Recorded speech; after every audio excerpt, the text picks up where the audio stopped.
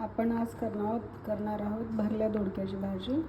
दोडके भरून करायचे म्हणून दोडके आधी असे चिरून घ्यायचे, त्यामध्ये मसाले भरण्यासाठी.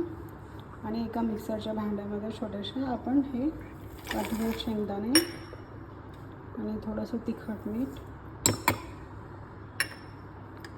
आणि लसूण, हिरवी मिरची आणि थोडंसं आलं टाकून घेणार आहोत आणि हा मसाला छान बारीक वाटून घेणार. हा आपला मसाला वाटून झाला. पॅनमध्ये तेल टाकायचं, मोहरीचे दाणे आणि फोडणी अशी तडकली त्यात कढीपत्ता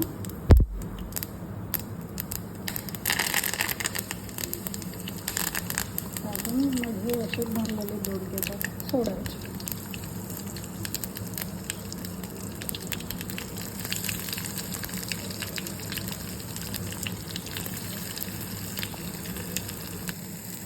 दोडके थोडेसे असे वाफत आले की यामध्ये आपल्याला थोडासा चिंचेचा कोळ आणि थोडंसं गूळ टाकून आणि पाणी टाकून मग छान भाजी शिजू द्यायची 10 मिनिट. ही आपली छान अशी सुंदर एकदम चविष्ट भाजी तयार, एकदम कमी मसाल्यामध्ये पटकन होणारी. करून बघा नक्की एकदा.